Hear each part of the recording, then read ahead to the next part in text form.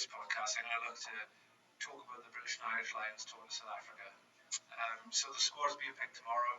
Um, there seems to be pretty much, as I would say, 25 to 28 names which are pretty much nailed on tomorrow. And Gatland has said as such for the last couple of months that he's pretty much got 25 to 28 names that he knows that he wants to take. So what I'm going to look at in this podcast, I'm going to have a little look at some of the outside boulders that we think may be able to make the tour, and also I'm going to give you my predictions for the tour itself, how I think the Lions are going to play, where we can target the Springboks, and I think also I'm just going to give you a little, well, it's not really a prediction, but I think I'm going to tell you who my captain would be for the tour as well. So first up, my captain for the tour there are a few candidates. I would say Hogg had a pretty good Six Nations, been playing very, very well for Exeter Chiefs. I think in crucial moments though, he's let down by his decision making, and I think with the candidates overall you could assess would be Stuart Hogg. There's been calls from Maro Itoje, even James Ryan from Ireland. You've got Alan Jones, Ken Owens, but I think after the Six Nations we've just seen, I think there's only one candidate really, which is Alan Jones, and he probably will be named captain of the tour tomorrow. And not many people can disagree with that, in fairness. I mean, with the internationals out of the way, barring the poor form of the Welsh regions, I think that he's a pretty solid choice on the international stage, as it was anyways. Just looking to have a quick talk about how the Lions are going to look to play this tour. This is quite interesting. It might actually inform some of the selections I think the captain's going to make. Now, I don't know if many of you remember when Wales played South Africa in the semi-finals of the World Cup in 2019.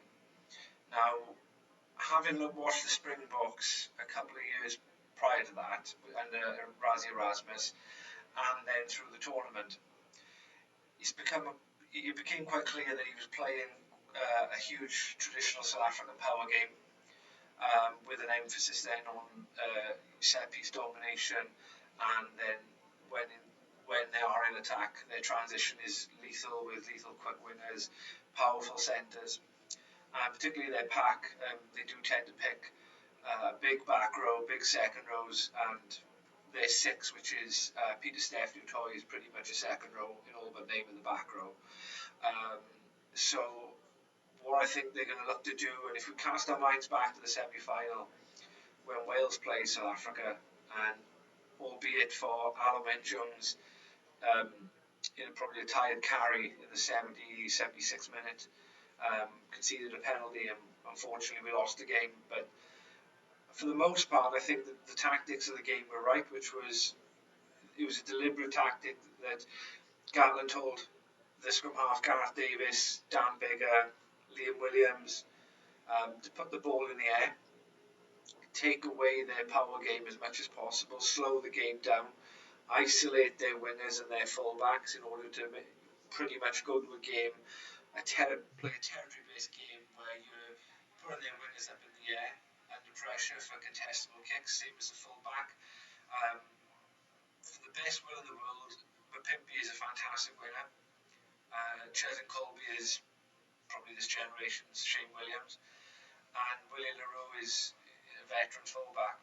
But I don't think that I would say all three of them are not in the top bracket of people who you would consider to be kick and catch merchants, particularly with the back three at the international level, and Wales did find them out in those games. I mean, you contrast that with the approach that England took in the final, which was power game versus power game. And really, when you play the Springboks, there's only going to be one outcome for the most part, which is you're going to come off on the wrong end of that power game.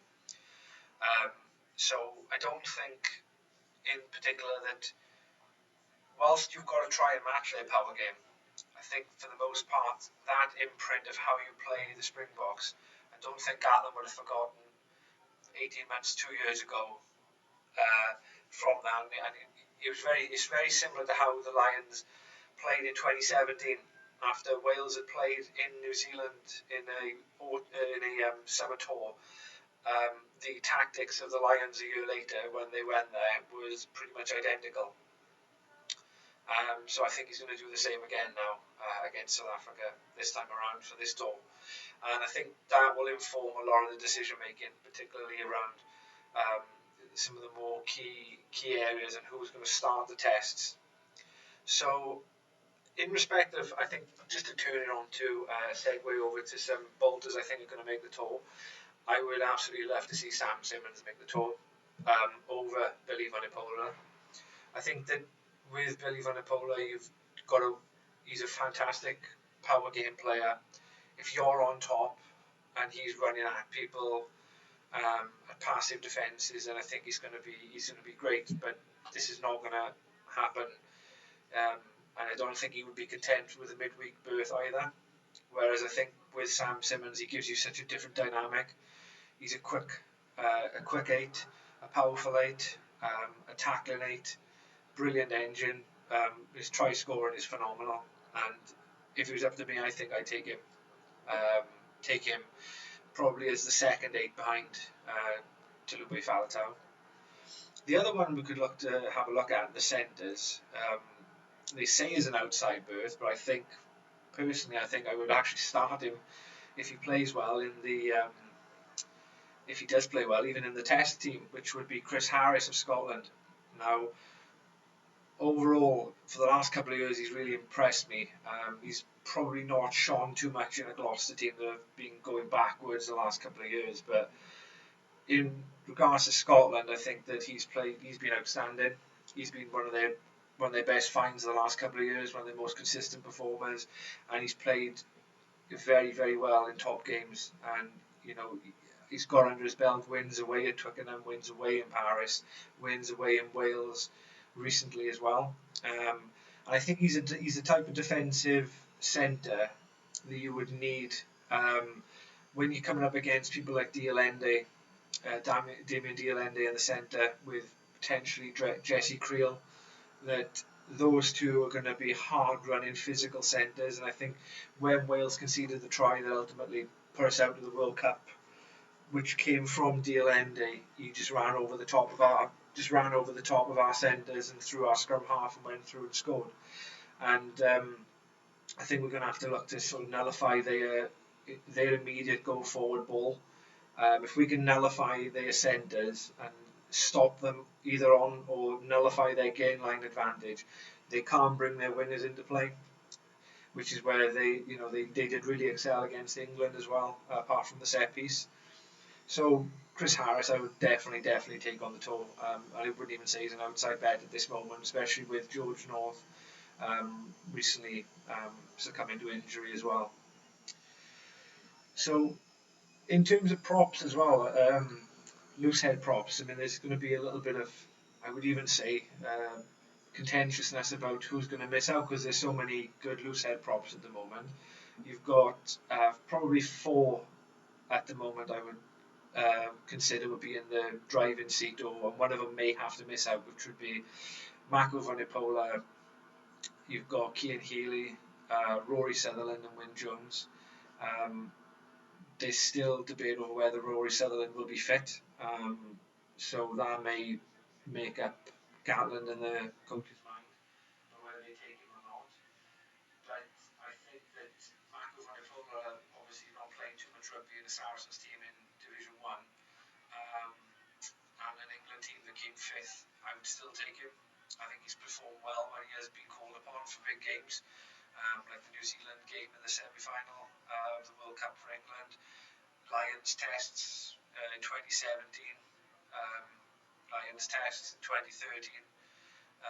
He is an outstanding player, and there is a debate whether do you take these players on reputation, or do you take those on form? And I don't think it has to be a binary choice. I think there's going to be horses for courses for some of them. I mean, some of them are going to miss out. Um, like I said, Billy Vunipola, certainly I would obviously look to see to consider, but I think he's going to miss out.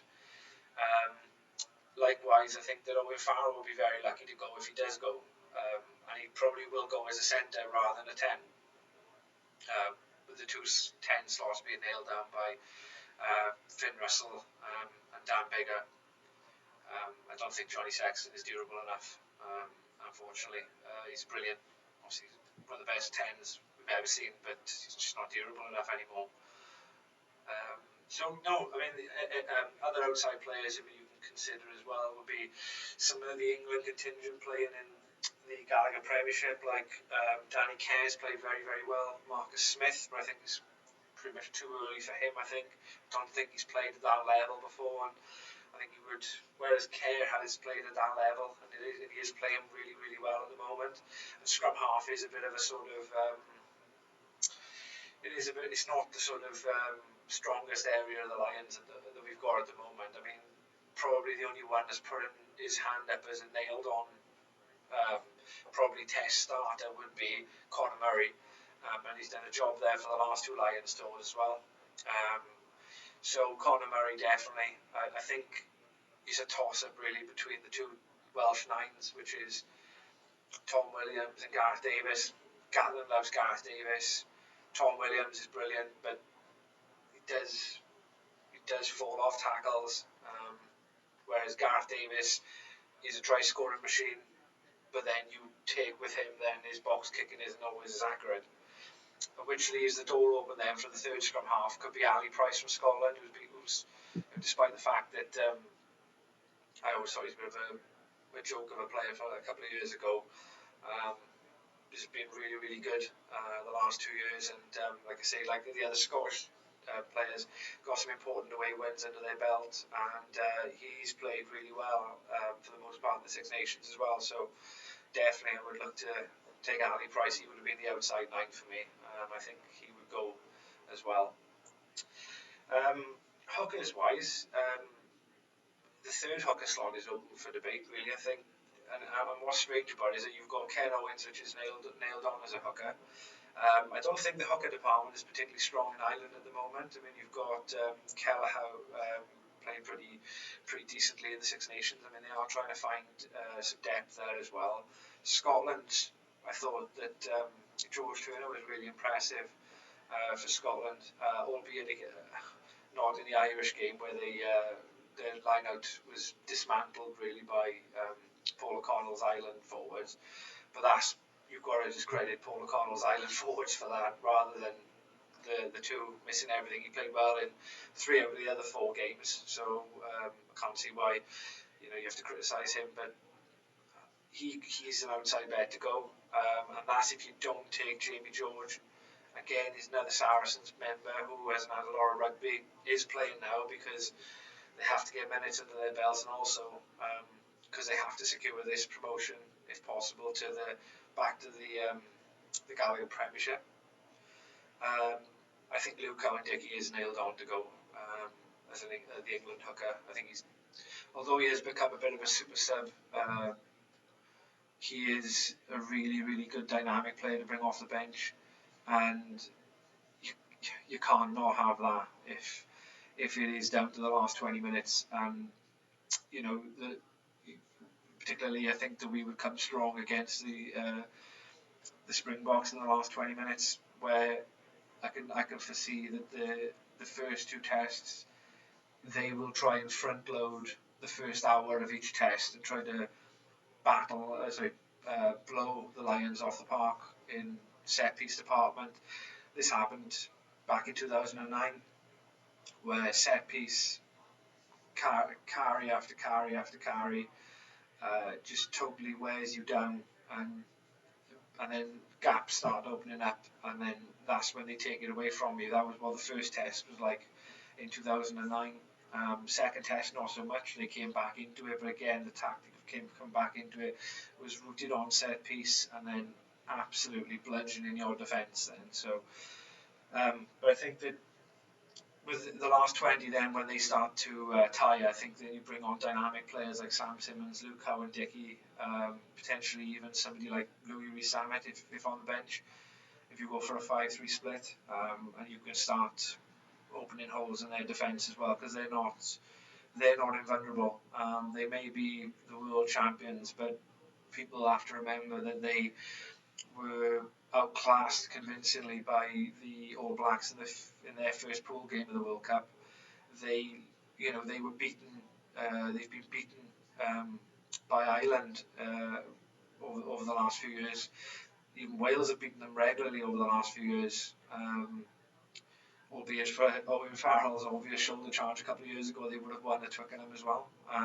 But they're not they are sorry, they are vulnerable when you get on top of them. And I think although they're playing at home where they've got crowds and all, we just don't know at the moment.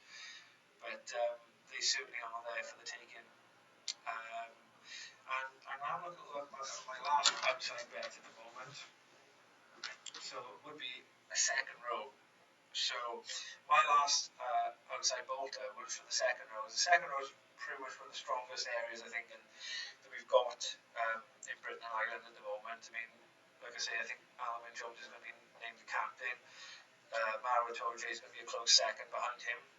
For me, after that, the next second row's definitely got to go is Johnny Gray. Just doesn't miss a tackle.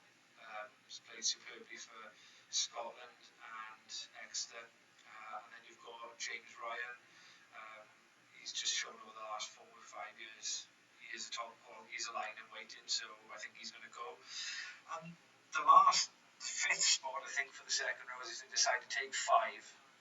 They should do would be a toss-up really between Ian Henderson, Adam Beard. Those two would definitely be the forerunners, and you could even make a case for the second row, either Sam Skinner from Scotland, who's very, very good, plays for Exeter Chiefs also. I was really impressed with him when they played France in Paris. But I think they're going to take Ian Henderson. He's got credit in the bank from when he toured New Zealand 4 years ago when he played superb in the Six Nations. I don't think they're going to take Ty Burn as the second row, because I think they'll underpower the second rows if they do take him. He may go as a back row. And I think Adam Beard will just miss out because I think Ian Henderson was only slightly better than him in the Six Nations, and plus Ulster go to the semi-finals of the Challenge Cup also. So yes, that's my outside boulders. I think they say outside boulders. I think they're all going to go actually, but if they don't go, I can understand why. If they do, then also. But I don't think you're going to have a traditional non-capped international player touring with the Lions this time. Unfortunately, I just don't think there's anybody really who's going to be sticking their hand up. The only one I could really think of would be Marcus Smith, the 10 from Harlequins, but it's just not had. I think there's other 10s who are more suited to Gatland style.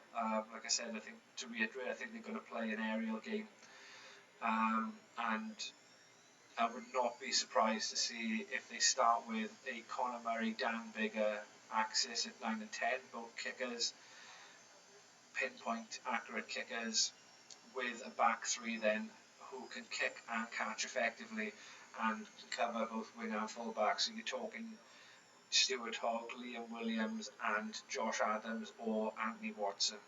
So all 3 of those can kick and catch. I think they're just gonna do that to the Springboks. I think it's gonna pay dividends this time around with a stronger pack and just obviously the cream of the Britain and Ireland to play them as well. So yeah, so I think that's covered everything. So I've got Alvin Jones as my captain. Go to the air for the tactics. Nullify their defensive press. Take away their power game in defence, which will turn you over.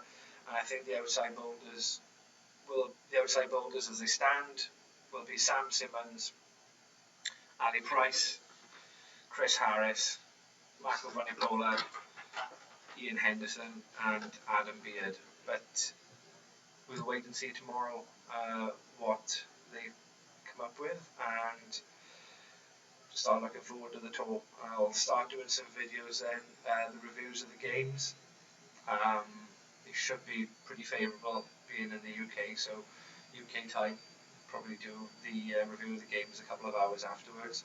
But yeah, it's comes around once every 4 years, so it's time to get excited. And I think even with an early outset, I am quite optimistic. I don't think the Springboks are anywhere near as formidable as they were 12 years ago when they were world champions and all conquering. I think that the Lions will win the series 2-1, winning the first two tests and losing the third. But I think it's going to be a successful tour, and I hope that the fans can get to see it. Um, Hopefully, there's no COVID disruptions, but it wouldn't be surprising if there were. But just whatever happens for the next 8, 10, 12 weeks, just got to enjoy the tour. No doubt there'll be some chopping and changing from the 36, people dropping in, getting injured, here, there, and everywhere. But I think we just got to sit back and enjoy it. It's once every 4 years, and we're just glad it's still going on. Okay, thank you.